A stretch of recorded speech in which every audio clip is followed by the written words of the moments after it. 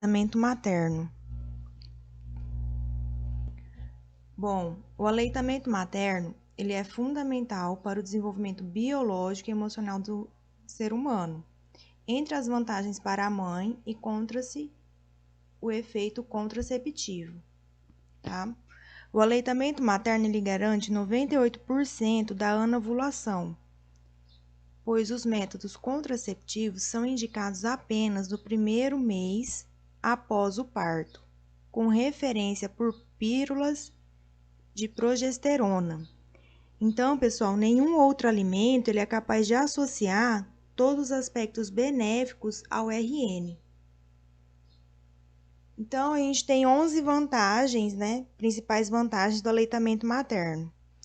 Primeiro, o aleitamento materno ele atende todas as necessidades nutricionais e metabólicas até os 6 meses de vida, reduzindo a desnutrição e as patologias decorrentes. É absolutamente viável do ponto de vista econômico, sem risco de contaminação, além de ser acessível a qualquer momento. Confere proteção imunológica eficaz contra os patógenos prevalentes na infância, reduzindo significativamente a morbimortalidade infantil. Ele confere proteção contra as doenças alérgicas, além de prevenir a obesidade, colesterol alto e diabetes. Ele oferece condições ideais para a interação mãe-filho, reforçando o afeto entre ambos.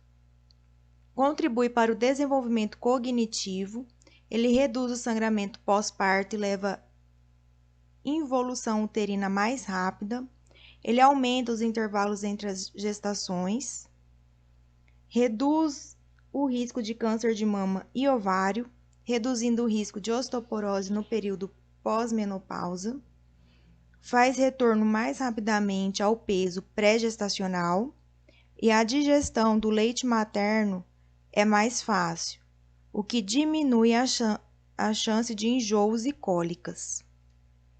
As definições. A gente tem 5 tipos de definições do aleitamento materno. O aleitamento materno exclusivo, que é aquela criança que só recebe o leite materno direto da mama ou ordenhado. O aleitamento materno predominante é a criança que recebe, além do aleitamento materno, ela recebe água ou bebidas à base de água, suco de fruta. O aleitamento materno, que é a criança que recebe leite materno independentemente de receber outros alimentos ou não. Aleitamento materno complementado, que é a criança que recebe, além do aleitamento materno, além do leite materno, ela recebe qualquer alimento sólido ou semissólido, com a finalidade de complementar esse leite. O aleitamento materno misto ou parcial, que é a criança que recebe o leite materno e outros tipos de leite, o NAN, ninho, fórmulas, né? Então, as principais características do leite materno. Tem menor quantidade de proteína do que o leite de vaca, com isso vai diminuir a sobrecarga renal, ele fornece os aminoácidos essenciais. A proteína é em maior quantidade do leite materno, que é a alfa-galactoalbumina humana, que está relacionada à imunidade, como a imunoglobulina, a lisozimas e a lactoferrina e as interleucinas, né? A lactoferrina, ela é uma proteína de alfa afinidade pelo ferro.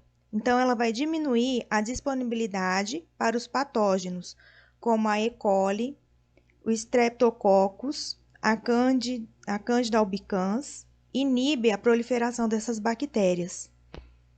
E a alfa-galactoalbumina humana, ela é de mais fácil digestão.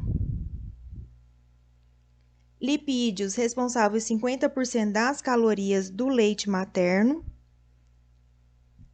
os ácidos graxos essenciais e o colesterol. Além do aporte calóricos, os ácidos graxos essenciais, ele exerce uma importante função no transporte das vitaminas. O colesterol são lipossolúveis e também são importantes no desenvolvimento do sistema nervoso central, né? O ácido graxo essencial junto com o lipídio e colesterol aí. Os carboidratos, em maior quantidade no leite materno, é a lactose. Ela tem uma concentração média de 6,8 gramas em 100 ml. E ainda é possível a gente encontrar glicose, frutose, glicoproteínas, oligosacarídeo. A galactose é o principal componente osmóticos do leite, sendo o processo da sua síntese o principal responsável pela extração de água para o leite, é a lactose. O colostro. O colostro é importante nos 3 primeiros dias de vida. Ele produz em menor volume, que é o que é adequado à imaturidade renal do RN. Tem maior concentração de imunoglobulina, em especial a IgA secretora, que ela se adere na mucosa intestinal do RN. Então, protege contra vírus, bactérias e parasitas. Maior concentração de proteína do que o leite maduro, menor concentração de minerais, gordura e lactose. Elevada concentração de vitamina lipossolúveis, em especial a vitamina K. A vitamina K, ela auxilia na prevenção da doença hemorrágica do RN. O leite de transição. O colostro, então, é nos primeiros 3 dias de vida, tá? O leite de transição tem característica intermediária entre o colostro e o leite humano, produzido entre 7 a 15 dias após o nascimento. E o leite maduro? O leite maduro é a partir do 10º dia pós-parto. Se observa 3 fases de mamada, né, durante essa mamada, que é o leite aquoso, que ele é rico em imunoglobulinas e outros fatores de proteção, o leite composto de proteína, o leite rico em gordura, que esse leite rico em gordura, ele auxilia na saciedade e ele contribui para o ganho ponderal, o ganho de peso aí ponderal do RN. Aqui é uma tabela da composição do colostro, do leite materno maduro e do leite de vaca, tá?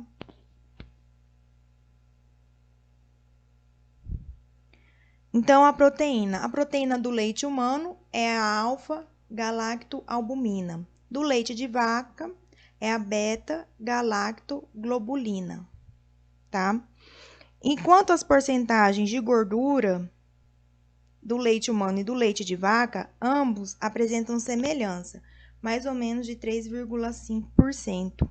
No leite humano, a concentração é maior no final da mamada de gordura.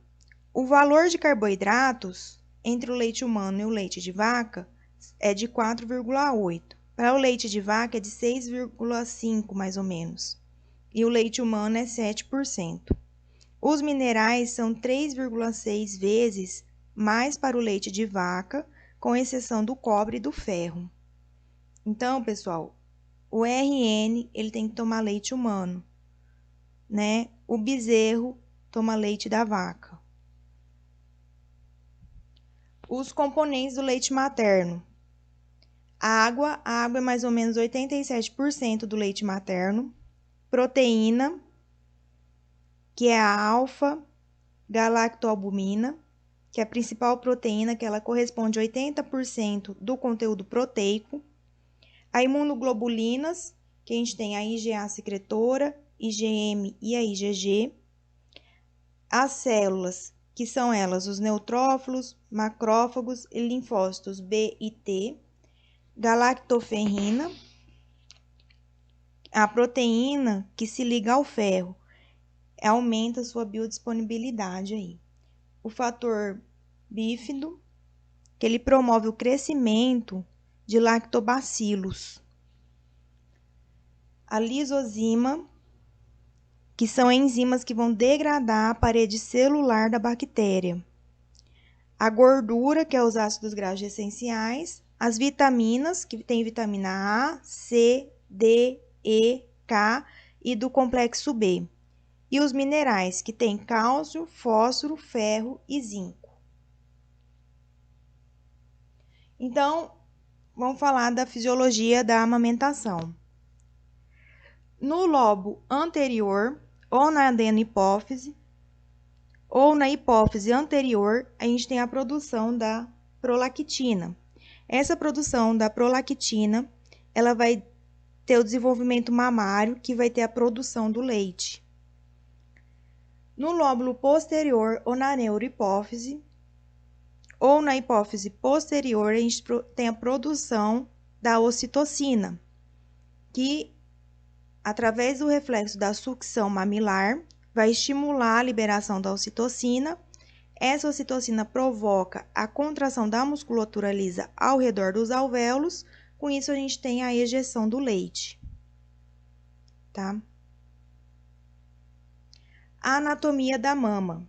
A mama, ela é formada por glândula mamária, gordura e tecido conjuntivo.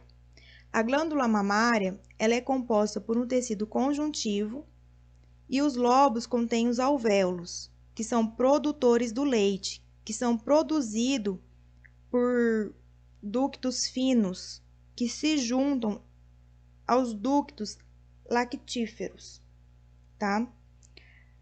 Além disso, no centro da mama,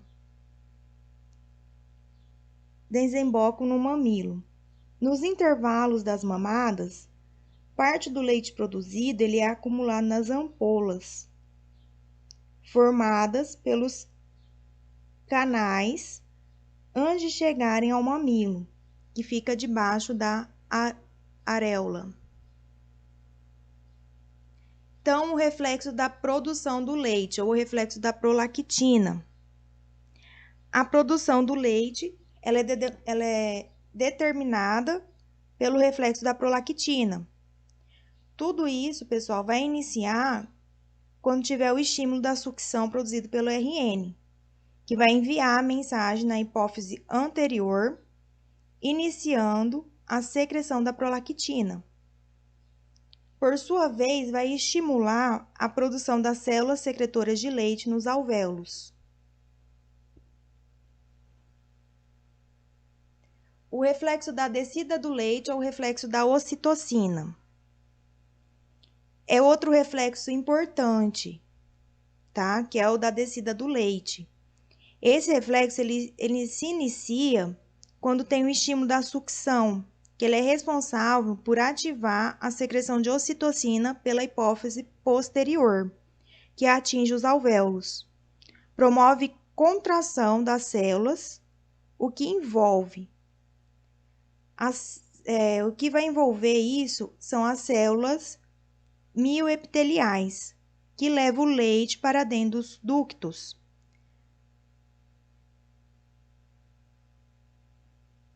Que com isso vai levar até a criança.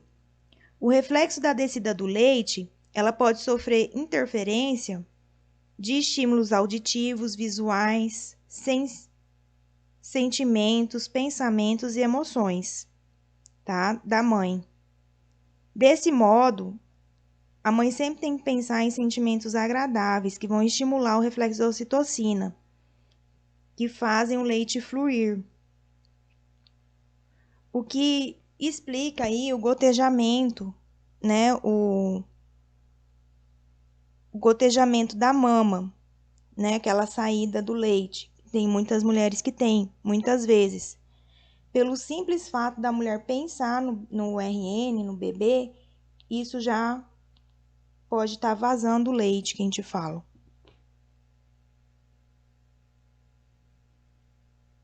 São reflexos infantis importantes para uma boa amamentação, que é a busca, o reflexo de busca, o reflexo da sucção que ela fica fraca ela é fraca em menores de 34 semanas, ou aqueles RNs que pesam 1,5 kg, da deglutição, incorporação em menores de 32 semanas. Então, são 3 reflexos aí importantes do RN que ele tem que ter para uma boa amamentação, que é da busca, da sucção e da deglutição.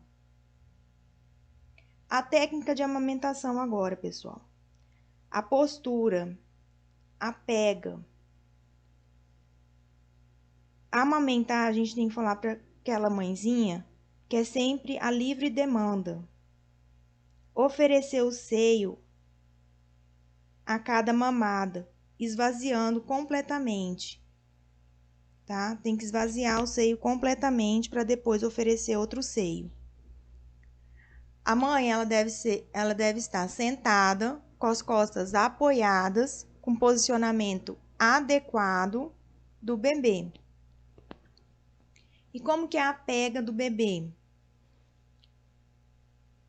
O RN, ele deve abocanhar o mamilo e a auréola para ter uma sucção efetiva, para evitar as fissuras do bico do peito da mãe.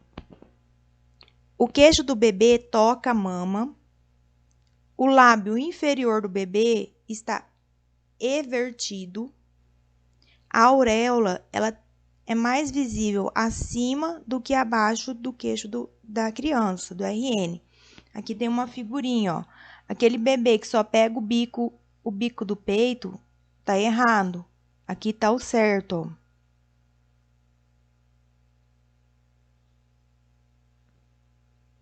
Com isso, aquele bebê que pega só o biquinho do peito da mãe, ele causa fissura no mamilo. Se essa mãe tiver fissura no mamilo, a gente deve orientar ela, lavar o mamilo somente com água corrente, aplicar o próprio leite nas fissuras, e ela vai realizar a exposição solar para secar esse leite que ela aplicou, e não utilizar creme nem pomada. A ingurgitação mamária, realizar massagem suave e ordenha. Esvaziamento parcial, esvaziar um pouco essa mama.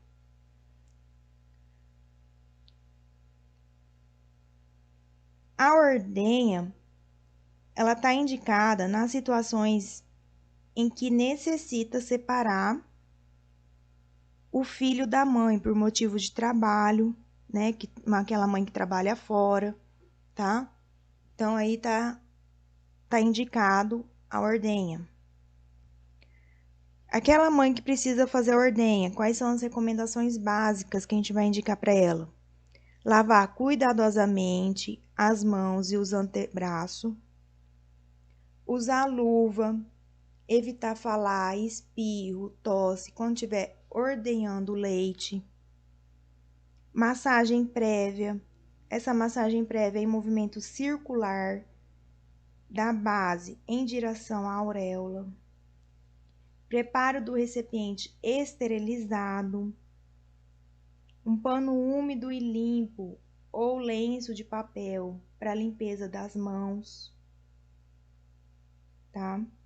O preparo do recipiente, pessoal, esse recipiente esterilizado, de preferência a gente indica vidro, tá? Com borda larga, com aquela tampa de plástico, que possa ser submetido à fervura depois, porque esse leite tem que ferver durante 20 minutos, aproximadamente.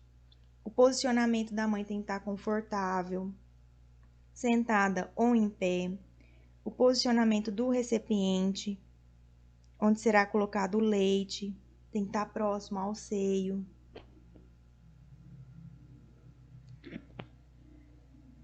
O posicionamento do polegar na auréola é acima do mamilo, o indicador abaixo do mamilo, com a mão em forma de C, tá?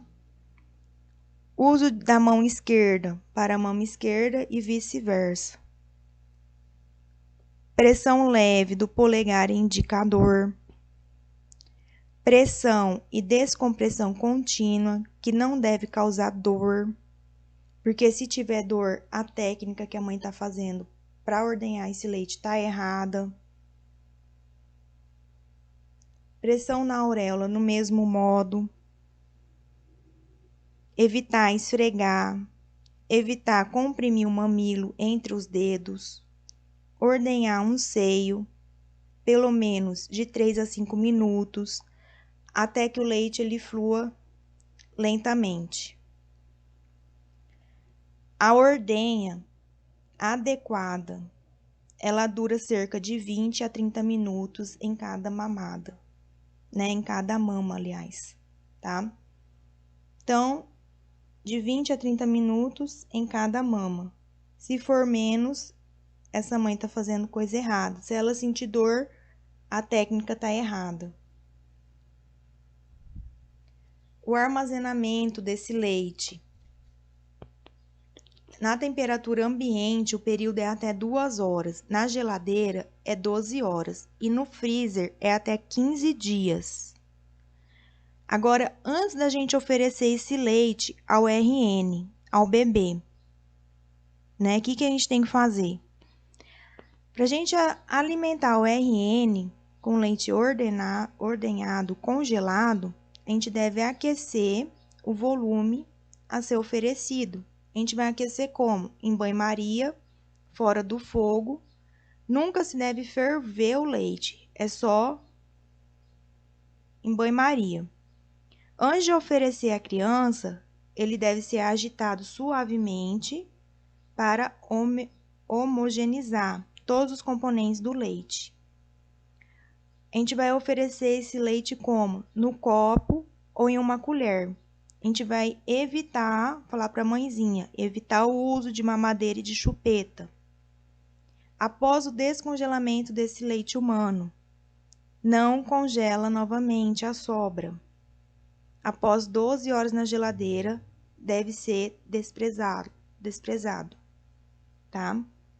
A gente também tem outras posições da amamentação. A primeira aí é a mãe e o bebê deitado. A segunda é o bebê sentado, né? Essa daqui, o bebê sentado. Essa terceira aqui é o bebê em posição paralela, que a gente chama. Agora, a gente tem algumas contraindicações maternas, absolutas e relativas. Absolutas é o HIV, o HTLV 1 e 2. Relativa é o citomegalovírus em menores de 32 semanas, lesões herpéticas nas mamas, isso é contraindicação materna. Agora, a gente também tem algumas contraindicações do lactentes, que é absoluta e relativa. A absoluta, galactosemia, e a relativa é a fenilcetonúria, tá? Também tem contraindicações em relação ao medicamento, imunossupressor, antineoplásico, radiofármacos, ergotamina, amiodarona no caso do hipotiroidismo, tá bom? Bom, pessoal, por hoje é só, tá? Muito obrigada aí pela atenção de todos. Tenham todos uma ótima tarde.